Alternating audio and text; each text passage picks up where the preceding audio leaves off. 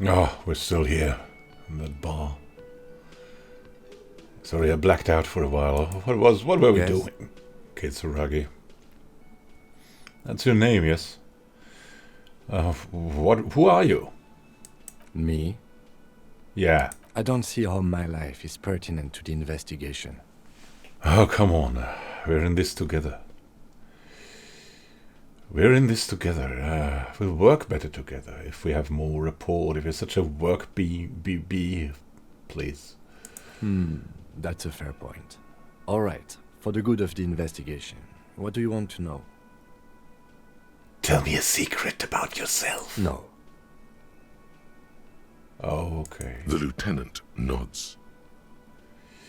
Do you ever, talk with yourself? What do you mean? You know, when you're thinking, do you ever have conversations with, your brain? I have no idea what you're talking about. The lieutenant's conceptualization skills must be rather rudimentary. The lieutenant is a police officer of the old school. His concerns are material and extrinsic. But this isn't an old school case. Yeah. Additionally, we have the illusion he's, leaning very much into the counter. Yeah, so let's use this information that our great brain gives us. I get it, you're one of those old school detectives, eh? So what? That makes you the new school? God spare us. For real detective work, nothing beats a good notebook by your side. Yeah, you can be the notebook. The I'll be the lieutenant genius. produces his small blue notebook and idly thumbs through a few pages. That's where his conversations with himself take place. We all have our different mediums. His is written. So, nice glasses. That's correct.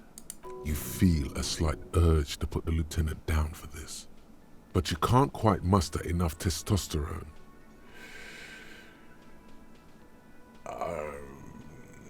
No, I don't. Glasses are cool, I guess. Are they? They are mostly just cumbersome. You could use a good, normal pair yourself. Yeah, you don't look like the other people around here. Are you someone special? That's because I'm half Seolite, or quarter. My father's father was from Seoul. So was my grandmother, but from my mother's side. It's not an interesting topic. Oh, not interesting. Let's continue. What is Seoul, man? It's a part of the world, officer. A geopolitical entity and a geographic division. I told you it wouldn't be interesting. Oh, come on, but then we'll have to do the case now. Seoul is a protectionist, isolationist, pan-Isolari state west of the Insulindian Isola. Actually, it's quite interesting. Some would even say mysterious. Oh, you're only making it sound uninteresting. I still want to know about your intriguing birthplace. Seoul. You're barking at the wrong tree. I don't speak a word of Seolite. I've never met either one of my grandparents, and I've never been to Seoul. I'm a regular Revacholière.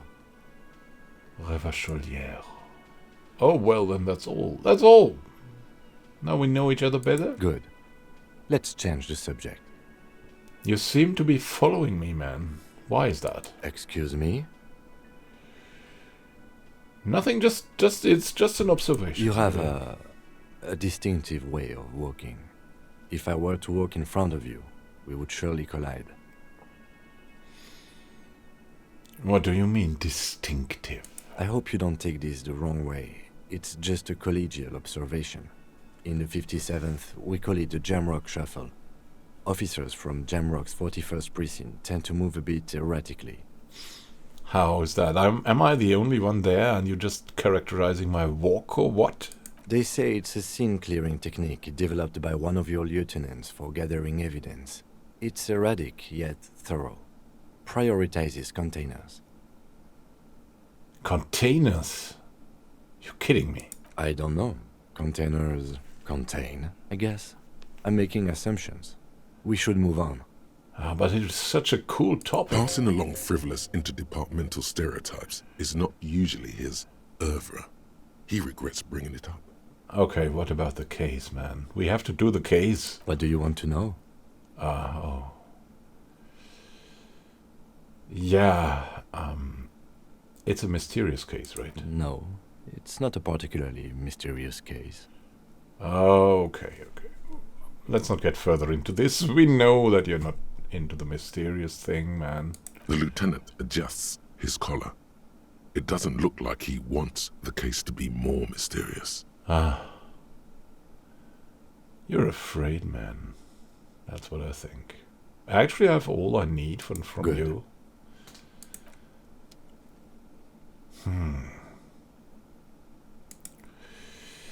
The man with the unimpressive beard notices you approaching. He drops the ledger he was holding and turns to the lieutenant. Hey, barkeep. Mr. Gart, right? Lieutenant You Grant run this says, place. You run this place? Yeah, that's what Kim's saying. Yes. He responds tersely. I am Kim Kitsuragi from Precinct 57. This is an inter-district investigation, so joining me from Precinct 41... Oh, yeah. As I said, Detective Raphael Ambrosius Cousteau. Right. Now, I know it took us a while to arrive at the scene. It also took you a while to call us and report the dead body. It was you who placed the call, yes? No, I only just got here. It was probably Sylvie who called you.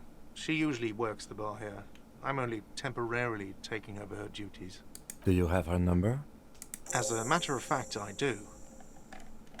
He looks behind a pile of coasters, finds a slip of paper and hands it to the lieutenant. You said you just got here. From where? Are you a local? What, of Martinez? No. I live in Jamrock. I only sometimes come here to keep an eye on the place. This is just one of the many, many cafeterias I manage. But you still know your way around, yes? In case we need directions. Yes, I know where some things are, but as I said, I don't live here. I just used to work here. And I'm not going to start working here again, if that's what you think. I didn't imply that. Detective, He Yeah. probably means this is where you step in and ask your questions. Who, me? yes, Detective Cousteau. I have everything. You? Oh, you mean, do I have questions? Yes, he means, do you have questions for me, like a police officer would? Cafeteria manager is clearly agitated again. He thinks you're stupid, sire. He thinks I'm stupid. Just because I've forgotten my name and that I'm a police officer doesn't mean I'm stupid, man. Actually, see it clearer now behind all of the social constructs that we left behind.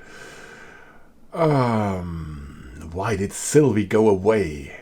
The woman, that's we know about the ex-wives. There were some exes, and so maybe this is an ex too. Haven't you asked me that already? What is it with you and this woman? She has nothing to do with this. No, before I asked you where. Now I'm asking you why she left. Okay, you got me. She went away because of the dead body out back. And because I asked for her number. That's why Sylvie went away. I hope you appreciate that. Thank you. The lieutenant says he opens his little notebook at the cover. The number is safely tucked away in a small pocket. Mystery solved! Is it? Because I thought you were supposed to be investigating the lynching, not my employer conduct. You know, everything is connected. Good for you. Was there something else? I'd like to get back to what I was doing. Who killed him? I don't know who killed him. I'm not the police. That's your job. Did you kill him? What are you, crazy? Of course I didn't kill him. Where's the body? Where did you hide the body? Behind this building, there's a courtyard. They hoisted him up on a tree there. Oh, thanks. And how do we get there then? That's easy. See that door there? First you exit through that. Then, to your right, you should see a big hole in the fence. A really big one. You can get to the courtyard through there. No need for the keys. The hole is big enough for the Franco-Nigerian cavalry to fit through. Oh. Does he want you to feel guilty of making that hole? It's implied in his voice. Oh yeah, thanks, that's all. Can we get the keys Let's anyway?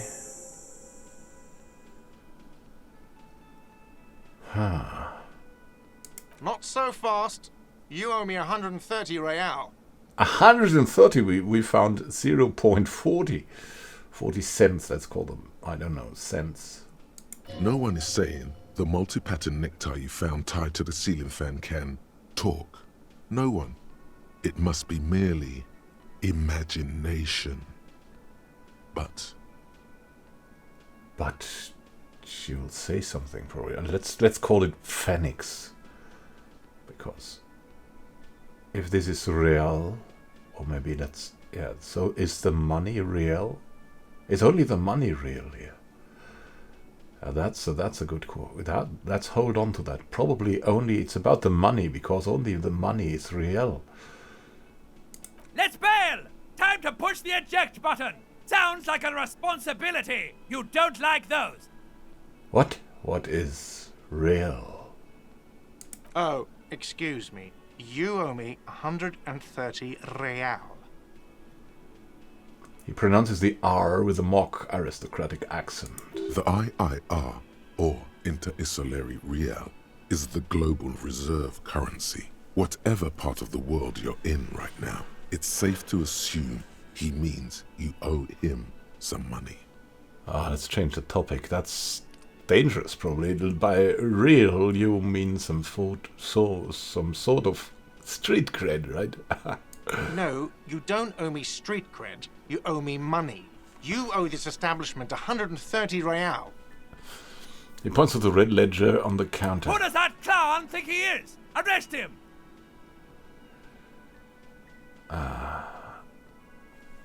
But what is money, man? What are you, a philosopher? Well, actually, I might be. You're right. Money is what grown-up people use to pay for things. Things like this hostel room, or 8 bottles of potent blend, and 9 packs of Royal Extra. We use it for everything, really.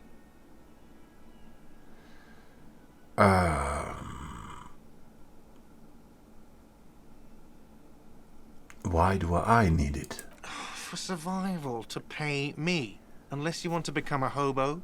Do you want to become a hobo? There's nowhere else to stay in Martinez, and it's a cold spring outside. Money doesn't make you happy, but it lets you be unhappy for a while longer. If you run out of money, you die. It's like that for all of us. Me too. That's why I need you to pay me. I'm not an asshole. Where do I get it from? Are you serious? From your work? I don't know. You can take bribes, I guess. I'm sorry. I don't think cops can take bribes. Some do take recompense, but only to survive.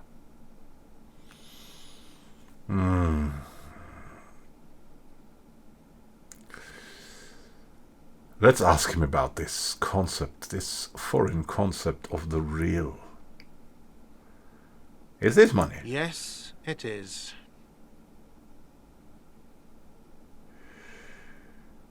That's 10 plus 20 equals 40. I'm now down to 90, right? No, you see, that's 40 cents. Cents are a form of currency 100 times smaller than the real. I'm not even going to take this. Come back when you have 130 real. 100 times smaller. That's horrible. It is. He stands silently looking at the coppers on the counter. Isn't it evil? The order of magnitude between what is asked of a person and what they have. Darkness rides. It does, doesn't it? There's a shuffle of nylon as Lieutenant Kitsuragi looks for something in the pockets of his orange bomber. That's cop 4. I haven't offered to pay because I don't have any money either.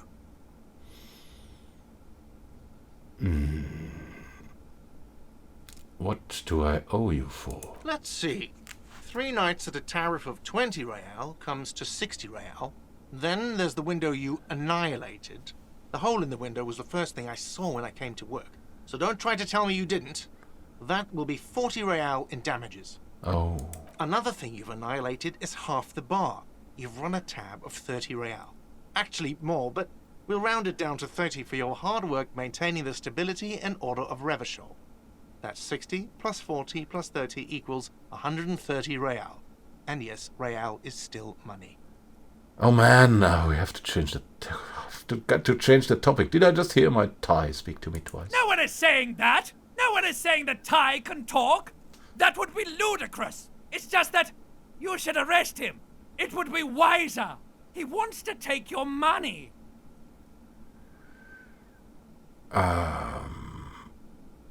Great advice. I'm considering it. The lieutenant looks at you tugging on your garish tie. He puts his hand on your shoulder. If you don't have the money, it's okay. None of us are in this for the wages. What happens now? I'm unsure if we should arrest him. I mean, he seems like kind of nice enough. Didn't threaten us. What happens now, man? I'm sorry, but he has to pay. I can't let him stay here any longer if he doesn't.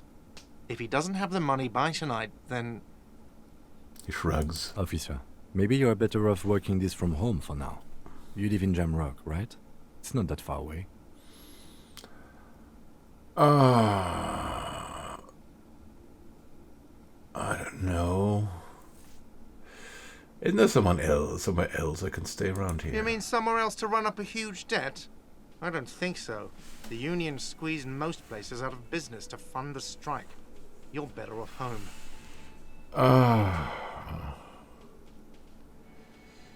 I'm a free spirit. Officer, you really need to take this up with your station. I have a shortwave radio in my car. Call them, ask for assistance. We have to get this investigation started now. Good luck. Oh, that's harsh. By the way, where is home? The address is coming up blank, and this place sure isn't it. As I said, I don't think I have one. But you've been at this hostel cafeteria for only 3 nights. Where were you before? You had to be somewhere. Up on Marvel Hill. Why did you say that? These are just synapses firing. No, the name must have some meaning for me. The old thesaurus comes up empty. Maybe you should ask the lieutenant. Yeah, Kitsuragi, do you know a place called Marvel Hill?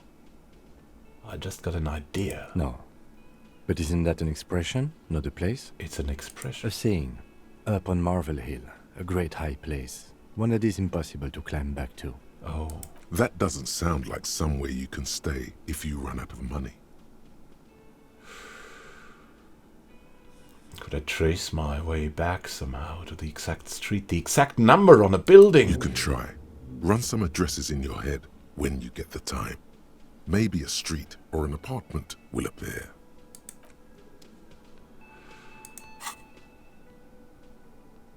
The lonesome, long way home. Let's rewind, let's trace our drunken steps back home. Jump across the raised channel bridge southwest of here. Fall over, get up. Get off the asphalt in 20 minutes. Shuffle your feet through courtyards, scaring little children. Go under the great raised motor tract, the 881, until you reach the Le Domaine Eminent in North Jamrock. The streets are frozen this time of year, caked with ice. Walk down Main to Petition. There's a side alley there, and your footprints in the mud. What does it mean to internalize? Lonesome, long way home. We can do that, yeah? Why not? Let's get to this. We have a thought cabinet, whatever that means.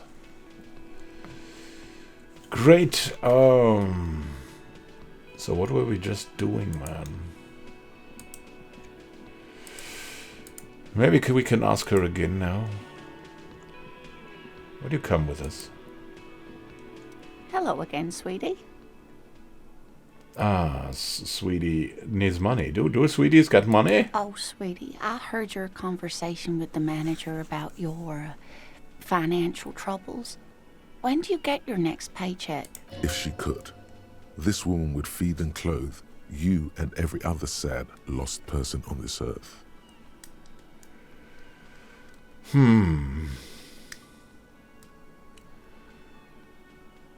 What will tug on her heartstrings? It seems to be something like we should do. Your deportment remains dignified as you shed a single manly tear. It isn't easy for me to ask this of anyone, but I am at the end of my rope. Any money you have could help me. Sweetie, I only have a few cents on me, but I could give you this to pawn. Just I tide you over. She unfastens a gold commemorative pin from her left jacket pocket and drops it into your palm. Wonderful. He has a pin. The pin is round and slightly tarnished. Oh. 3 sailboats in bas-relief with the sun hovering over the water behind them. A chipped green banner at the bottom reads, San Baptiste, Summer 31, Dinghy Races. Oh. What is to pawn? It's easy. You bring a valuable item to a pawnbroker, who then gives you money for it. You can get it back later for a slightly larger sum if it hasn't been sold, but you never end up doing that anyway. I promise I'll buy it back for you once I have more money. Oh, it's not an ancient family heirloom or anything, but I suppose it would be nice to get it back. If I feel too open to this person. She seems so nice. I don't know if you've noticed, but I don't know where I am or what I'm doing or anything. Yes, officer. You look rather dazed. Like a stunned fox.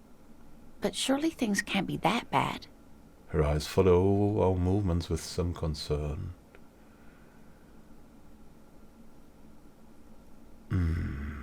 I hope you're right. I hope it's not too bad. You know where we are, right? On Insulinde? Yes, but more specifically on the coast of the city of Revachol, in the district of Martinez. Honestly, I don't know diddly squat about Revachol. What kind of place is this? How would I even begin to tell you? Her grey eyes widen. Revachol is the most beautiful city in the world. We're fortunate to be here, you and I. I haven't seen very many other cities personally, but everyone says so. Revachol is a rare jewel. This city used to rule the world, though it has seen better days. There's a pause. As she studies your expression, you must look quite lost. Speaking of history, you know what year it is, yes?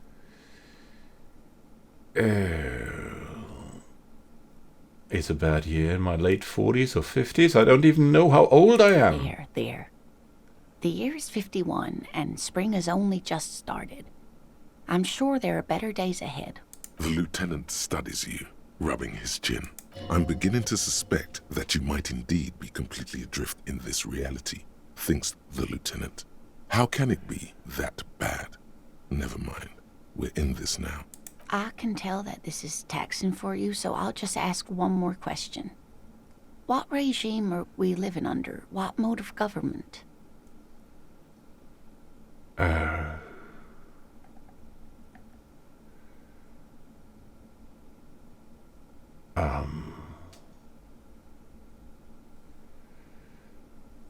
Our leaders are fierce warriors who traverse the plains on steeds. Civilization cowers before us. No.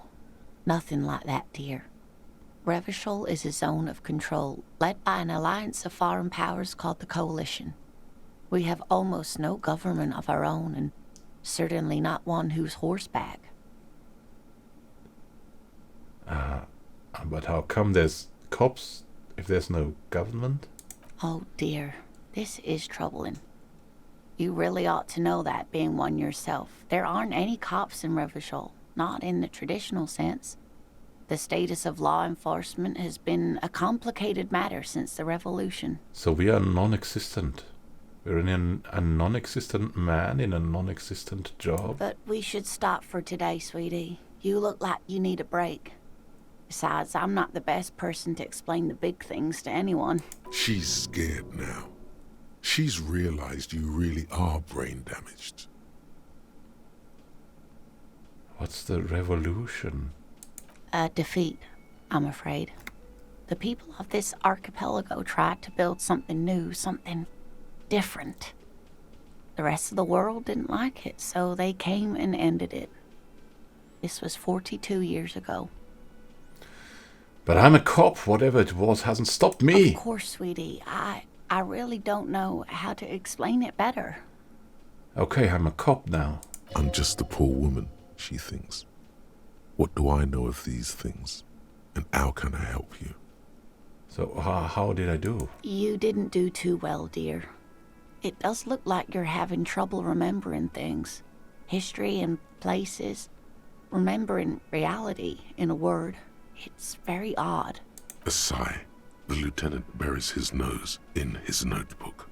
But maybe a fresh set of eyes is what the world needs. And while I'm no doctor, such bouts of amnesia are often temporary, so I wouldn't worry too much. She means this sincerely.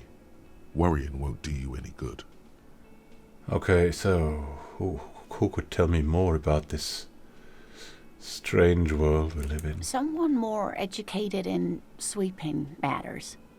Maybe you should ask. She turns to the lieutenant. No. I'm not an encyclopedia. I won't be a guide either. I'm a detective. Of course. Then I don't know. Someone rich, maybe? Wealthy people are educated. Though I don't know where you would find a wealthy person in Martinez. Okay, about your pin, by the I way. hope you were able to pawn that old trinket. I decided not to pawn it. You should have it back, so you gave me so much. Oh, thank you, dear. I confess I am glad to see it again. Even the lieutenant seems happy with this turn of events. Now, what else, sweetie? You seem to be in a chair. Yes, dear. I'm a paraplegic. A paraplegic is someone with limited or no ability to use the lower half of their body. Paraplegia is caused by spinal cord injuries, like falling from a great height, or a grenade explosion. A grenade? Did you fight in a war? No, dear. I'm not quite that old. Although I was injured in the line of duty. I feel like I was in a war. Oh my. What happened? I think I won, otherwise I wouldn't be here. That's how I feel about the accident. I was a training and development manager at a rapidly expanding mail-order shoe company. That sounds utterly profane for this good being that you are. You'd think it would be a safe job, but I had to be everywhere, and, well, once I happened to be under some faulty scaffolding. I was lucky. This was almost 20 years ago, and I was compensated exceptionally well.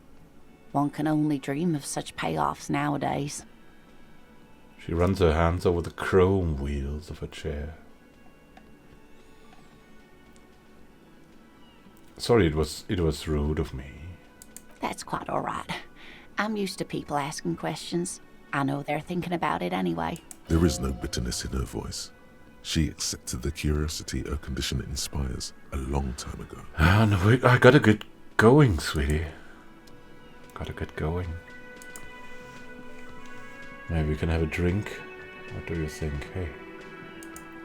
Hey, what are you? Who are you? Man.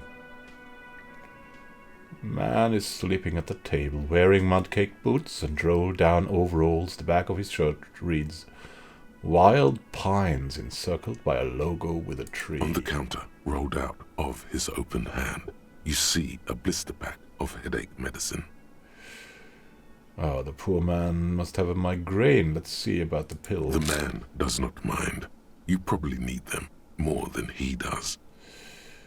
Let's try to wake him up. Maybe he has something interesting to say. You gently shake his shoulder, but nothing happens. This man could probably sleep soundly in a ship's engine room. Okay. Oh well. Ah, there was still something. A bottle of rum must be knocked over. Beautiful dark liquid is spilling out. We should lick some of that. I have the feeling we should. So where should we go, man? Wasn't that the... Couldn't we get... What was that? Something I've seen here. Can't we get in that? Oh well. So where was that?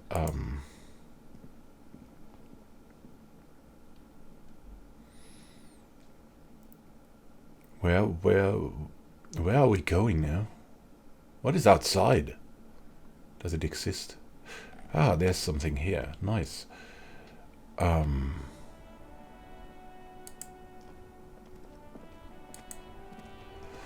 Oh, there's that hole, right? Oh, what's that? There are bottles inside. You could pick them up if you had a bag. Oh, what's that? Oh, there's someone here. Let's ask these people.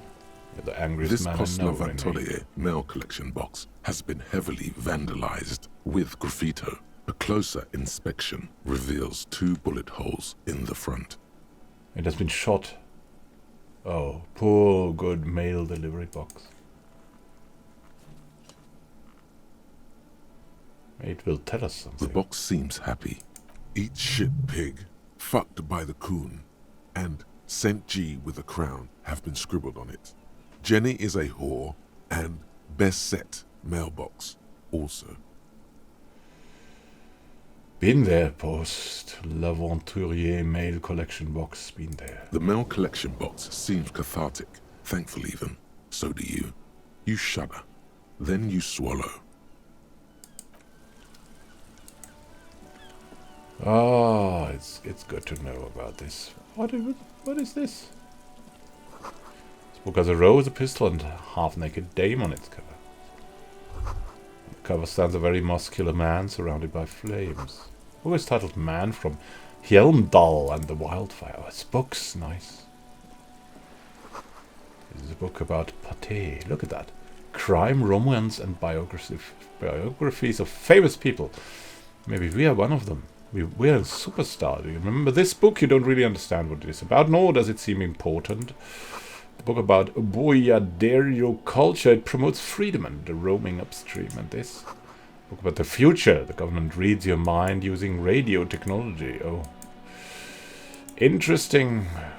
That must disturb them. Hey there, who are you? Hello, Little sir. woman. Step right in. The store is open. A young girl with chubby red cheeks waves at you, smiling. Her nose is also red from the cold. Hey, I am the law. I know, sir. She stumps her feet to feel warmer. Are you interested in a new and exciting book? Ah, yeah. Is it okay if I ask you some questions about the book Okay, and sir. stuff? I'll try to answer any questions you have. I hope they're about books. What's your name? My name is Annette, sir. My mum, her name is Plaisance. She owns the store. She's inside minding the register or organising the stock. The girl gazes at the window, then suddenly jolts, her eyes wide as if recalling something. Feel free to step in and browse our wares. And why are you standing out here? You must be cold. I'm signalling that the store is open. Otherwise people might not know. They'd miss out on the crime, romance and biographies of famous people. A sudden gush of wind turns the pages of the books on the counters. She covers her face, smiling. But she's cold. You're cold. Can I help in some way? Kind of you to offer, sir. She doesn't know what else to say. What could you do to help her anyway? Yeah, I'm not sure. I should have a word with the store owner, maybe? Oh, no, sir. I'm happy to help Mum by luring in customers. Besides, I have some hot juice in my vacuum bottle to keep warm. Alright. Shouldn't you be at a school? Or what is school? I do my studies at home at the moment. I have to help Mum keep this place running. Oh, what is school anyway? School? Well, my Mine is a big yellow building on Boogie Street, and the people there run it. They say it's a charity. And is there the boogeyman? Isn't going to school more important than this? I mean, there's probably interesting young people there, right? Kids called, maybe. Mum says it's necessary to do both, because it builds character. Mum says a proper worker is dutiful. That's how you get ahead in life. You succeed. How is the business going, though? Mum says it's peachy. She was a little afraid at first. There's talk about this house being cursed. Oh. Uh-huh. I mean, there's that not smiling smiley here.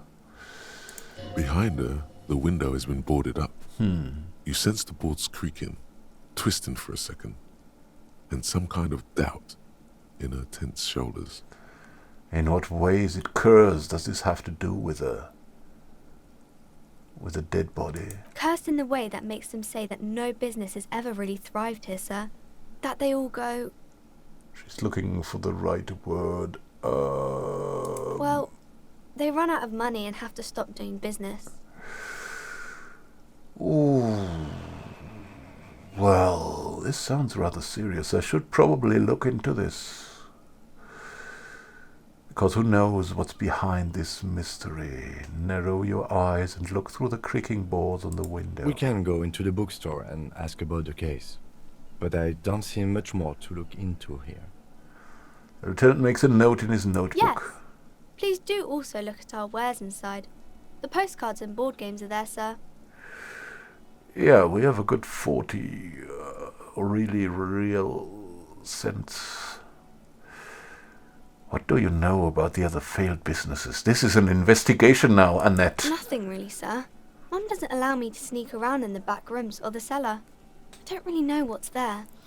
How does the curse manifest itself? It does not manifest itself in any way. It does not exist. I liked it better when we were talking about whether it's appropriate to stand out in the freezing weather. But Kim, the plasmic manifestations. No such thing. The lieutenant stands at your side, stern and serious. Anything else you wanted to talk about, sir? Enough for the curse. Maybe I can tell you about some of our books instead. Yeah, what is crime business? Crime fiction is about murders or burglaries or things like that, and the work of a policeman or a private detective who's trying to solve a crime and catch the criminals. Oh, that is important, because we're a cop or a detective. So we need to know what crime is. She doesn't know what to say. It's that bad? Crime is a deviation from the law, punishable by either a civil or criminal sentencing. It's what the law prevents. Oh, that's what you think, right?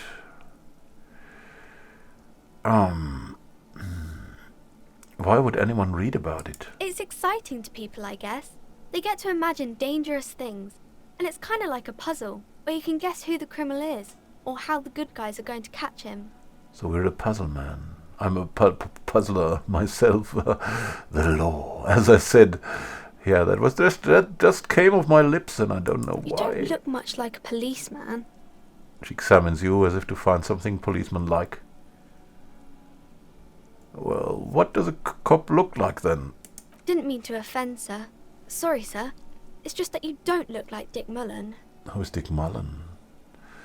She points to a book cover on which you see a strapping Vespertine officer. He stands grimly over the body of a dead woman. Oh. It's not the body that's important in police work. Anyway, it's your head. Head? Yes. No, it's your soul. Your blue soul. It's the soul. Not head, child. Heads. Heads.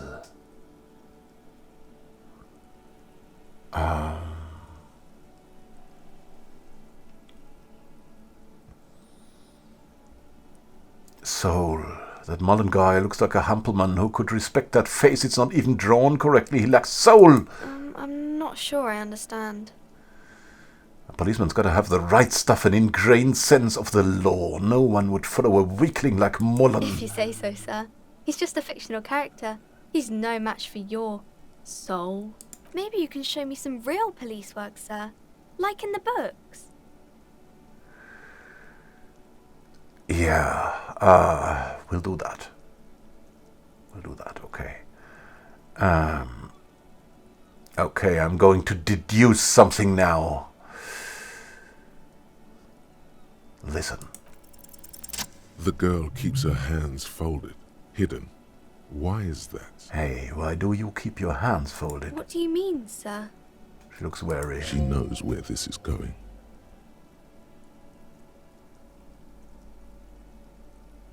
You can show them to me. She looks around anxiously.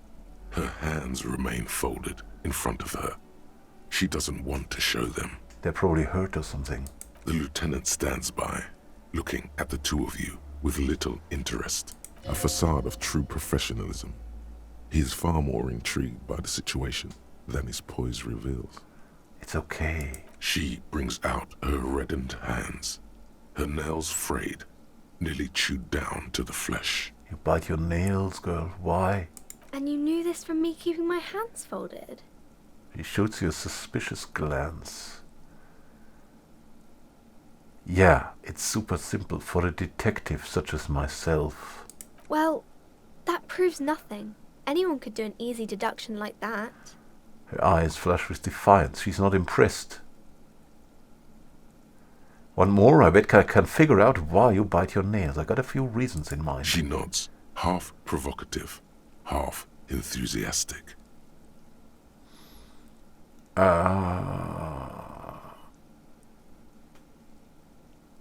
You're uptight because of your mother and the pressure she's putting on you. Oh no, yeah. Yeah, that must be it. We must impress this little girl. And she doesn't believe in... Does she believe in... She believes in the curse. It's an intense dedication to the way of business. There are no riches without personal sacrifice. Thank you, sir. I work hard. She beams a smile. Either way, another ace deduction by the #1 detective in town. What is a detective anyway? It was okay, sir. She's still got a rebellious streak. There's more that can be achieved here. Ask her to do the same. Yeah, maybe we can find out something about ourselves. You think so? Fine, do better. Deduce something about me. You're quite sober. She snubs back quickly. The lieutenant does not flinch at the comment. He does not flinch even a single bit. He is intensely not flinching. It takes effort. Wait, how do you know I'm usually not? Because you usually aren't. And I'm having a grand time. I sure hope you are, sir. She rubs her red nose. There she stands, swaying on her feet, assaulted by the early spring breeze. She smiles at you. The whole situation suddenly feels familiar, somehow. Oh yeah, we found out something. There's something you're missing. What is it that we're missing? What are we missing here? Why does this feel familiar? Because you know each other. She's been talking to you so openly because you've talked before. Ah. Hang on, so you know me. We've met before. Now we don't want to forget. That's intriguing. Yes, I stand in this spot all the time. She sways back and forth on her feet. You've been running around all week without your shirt on, sir. Telling people about being a star or something. I don't really understand who those stars are. Did I ever talk to you? Of course, you've stopped by a few times. You certainly look better than the last time I saw you. Well... Yeah, I mean, we look good, right? We look good. That flashing smile, I'm trying. Yeah, I can see. You don't have party eyes anymore. Party eyes. Yes, of course. That makes sense. I'm not surprised children have seen you running around with party eyes on, he thinks. Not at all. Party eyes? You know, like a cat in the dark, all big and wide-eyed. It certainly looks odd on a man. The swiveling eyes of a loony drug addict. That is what she meant. You were probably gurning too. Fuck yeah. You should get some party eyes right now. Snap those sequins on you, boy. Does that mean I've been partaking in narcotics? Oh, baby, that's not what you have to worry about. Worry about the important thing. Okay, so why didn't you tell me you knew me to begin with? I didn't know I had to do that. Oh, thanks. I've learned something about myself today. I'm glad I could help you, sir. She smiles a wide and helpful smile. What is romance? Oh, maybe we shouldn't ask her this. Maybe she knows, though, what is romance. Maybe that's the nibbling on the...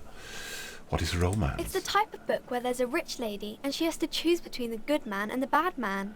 She smiles at the thought, perhaps imagining herself in that situation. Or there could be a story about a poor lady getting a rich man. It's about man and lady business, sir. Man and lady business. What about a book where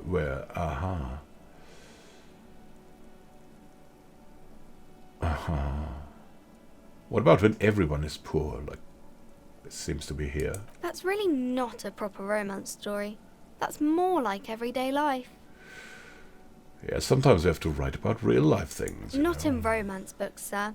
These are about nice and pretty people, and everyone is happy in the end. But what about when both of the men are bad? These are not very common. You can't have a choice between bad and bad. Nobody wants to read a story like that. But what if it's written really well? Well, maybe then it's fine. Maybe if the lady then decides not to pick either, because she doesn't need a bad man. Yes, what about... that would be interesting. What about a poor man getting a rich lady? It happens, but usually the guy gets rich in the process. Or should actually be rich himself, but has lost his family property unjustly, like during the revolution or something. I see. Those are unhappy books, for most of the pages. People sad about what they have lost, but then it all turns out just fine in the end. Oh, and what about a book where the man and lady business doesn't work out at all? Because I don't see a lady at my side at the moment, and we thought about these exes. I haven't read many of those. Maybe you should ask Mum. Yeah, you think she has one about an excruciatingly painful breakup? I don't even know why I'm asking this. I don't think it's a romance story if the main characters break up, though. She pauses, trying to figure out the appropriate answer. No, think about it. One where they plunge into a torrid spiral of pain and recrimination, only it's really long and drawn out, scarred for life. Phantom limb. No, I don't know. She looks at you with puzzlement. Maybe it's her mom. Maybe we've been married to her mom. Doesn't ring a bell? All right, I'll ask your mom. Yes, she knows books. Definitely. What was that? An idea for an unfinished novel stuck somewhere in your forebrain? You clearly have issues you need to address. Enough romance for me. Maybe some about other books? Yeah, I'll see you around. Maybe next time. There will be a next time. Good girl. There will be a next time for us as well. Have a great time until next time, where we'll explore this strange bookstore, maybe. Yeah, let's ignore the dead people for a while. That doesn't go well with our migraine, probably. Yeah, that's books. That's another world.